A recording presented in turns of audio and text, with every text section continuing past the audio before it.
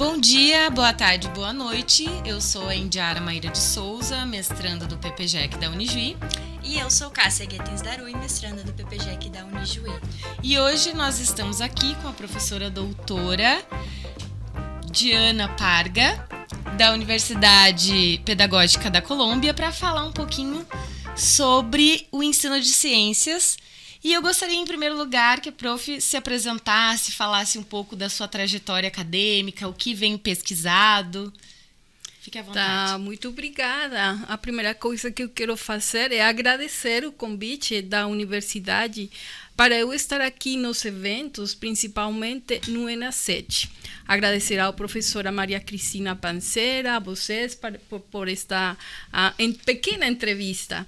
Então, em relação com minha formação, eu sou professora licenciada em Biologia e Química, eu tenho mestrado em Docência da Química e sou doutora em Educação em Ciências pela Unesp. Eu estou pesquisando sobre o assunto da ambientalização curricular, que hoje é bem importante em relação com as transformações que os professores devem fazer no currículo, no ensino de ciências. Um pouco esses aspectos que eu pesquisei no momento de fazer meu doutorado. Mas também tenho uma experiência na orientação de uma revista, que é a revista Tecne, Episteme e Didaxis, que aqui em Brasil tem o máximo qualis, que é A1. E estou coordenando o programa de doutorado em educação da Universidade Pedagógica Nacional. Muito bem. Prof. Diana, conte para nós um pouquinho como funciona, então, o ensino no seu país. Não é uma resposta fácil, porque, digamos, um assunto que tem sendo pesquisado desde mais ou menos os anos 80 do século passado, onde é encontrado que o ensino de ciências ainda existem muitas possibilidades, modelos, transformações, linhas de pesquisa, continua sendo um ensino tradicional, no qual predominam os conteúdos tradicionais, o que vocês chamam aqui o conteudismo. Isso quer dizer que a perspectiva para ensinar fica basicamente em os conceitos, as abstrações, um pouco menos no procedimental e ainda menos no atitudinal. Isso faz que a perspectiva seja mais de memorização, não desenvolver um pensamento talvez crítico, emancipador, que são como elementos que hoje são necessários para pensar um mundo diferente. Então, eu penso que temos grandes desafios em relação com essa, tanto a educação em ciências como no ensino de ciências. Para nós, eu pensaria que também para a Latinoamérica. E como que os professores eles podem pensar essas perspectivas para transformar essa relação com o conteúdo? Com o ensino de ciências? Sim, digamos que uma parte da pesquisa tem relação com as transformações que os professores devem fazer, inicialmente pensando em suas concepções, o que eles assumem como o que seria o currículo. Mais ou menos existem 5, 7 formas de classificar o currículo. Um currículo que é tradicional, ou tecnológico, ou interpretativo, ou sociocrítico, ou aquele que aqui está sendo, digamos, discutido no mesmo evento, a postura decolonial. Então, isso faz que os professores estejam entre o modelo tradicional e o modelo tecnológico, ainda um pouco menos a perspectiva sociocrítica, na qual os professores, quando eles organizam um ensino, começam a interpretar os problemas do mundo, mas fica aí, não, digamos que não fazem grandes transformações. Por quê? Porque ainda suas concepções são, de alguma maneira, um impedimento para isso. Então, o ideal seria poder pensar que os professores deveriam estar assumindo um pensamento sociocrítico e decolonial. Isso quer dizer que os professores não somente estão preocupados por o tema, por ensinar um conteúdo X particular da própria disciplina, por exemplo, o trabalho em química, senão pensar transformar o mundo a partir da realidade mesma. Por exemplo, hoje estamos falando de mudança climática. Então, qual seria essa perspectiva de ele ensinar a partir dos problemas reais do mundo? Então, aí, a ciência mesma, a tecnologia, cobra sentido e isso significa uma transformação desses modelos curriculares dos professores.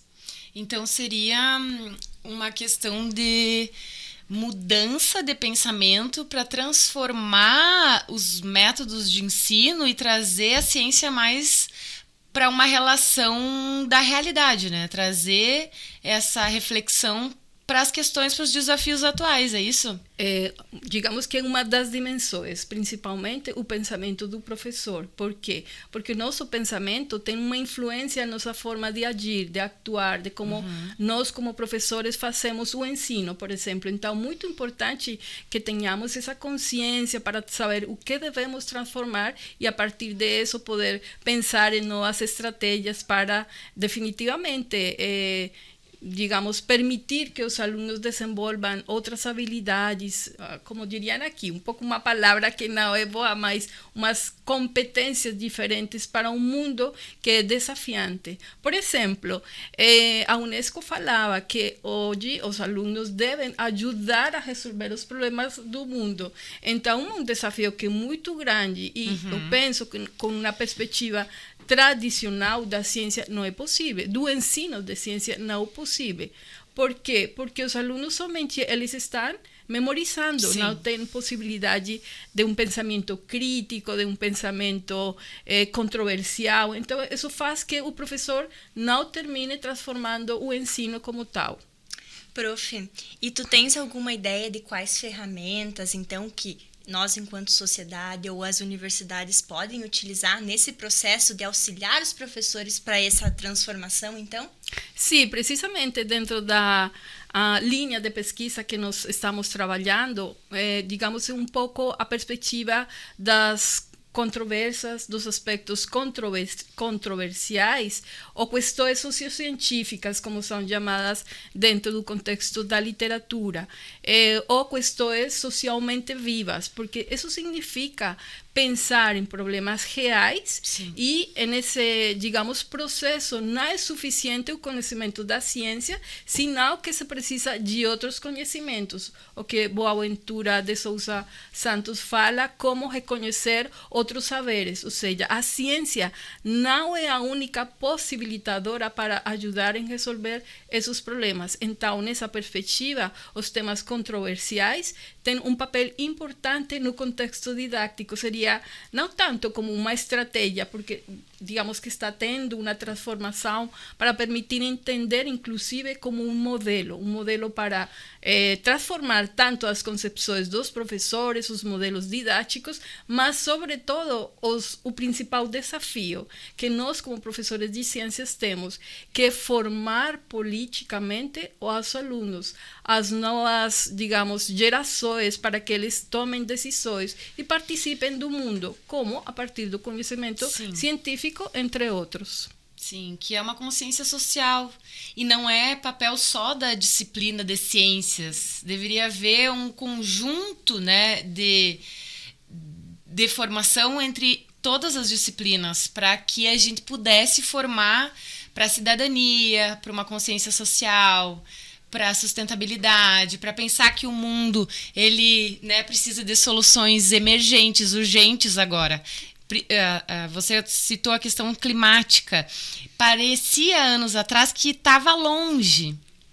E ela está aqui muito perto, né? Aqui, recentemente, a gente teve casos no Rio Grande do Sul, que também teve uma grande repercussão nacional. Não sei se você ficou sabendo, né? Sim, da questão das sim. chuvas, das enchentes. E aí, esse tema agora está sendo muito discutido. Só que a gente tem que pensar que não é um papel só das ciências, mas precisamos de uma educação que seja integrada, que reflita essas questões sociais, mas o papel da educação das ciências tem muita importância nessa formação dos alunos.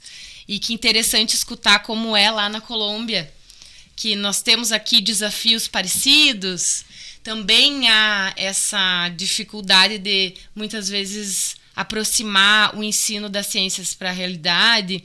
Tem toda a questão das escolas, né? Queria escutar como é que é lá. As escolas, elas são bem fornecidas, assim, de instrumentos tecnológicos ou ainda há um déficit nesse sentido? Tem dificuldades? Por exemplo, tem laboratórios nas escolas? Não tem? Aqui a gente vê que no ensino fundamental, principalmente, muitas escolas não têm laboratórios de ciências. Conta um pouquinho como é lá na Colômbia e quais dificuldades encontram nesse sentido. Sim, depende das escolas, como todo, né? Temos uma educação que é pública, uma educação... A pública, vamos pensar na pública. Sim, no contexto das escolas públicas, digamos que, particularmente em Bogotá, a Secretaria de Educação, ela tem boas escolas, tem essa possibilidade de permitir que tenham laboratórios, que tenham equipamento tecnológico, mas qual é o problema? Que dentro da política, na Colômbia em geral, por exemplo, fazer trabalhos de laboratório em química ficou como uma coisa que já não é possível. Então, são contradições, porque, digamos que no contexto de ensino de ciências, tanto os laboratórios de física, química e biologia são importantes para compreender, por exemplo, processos de modelização.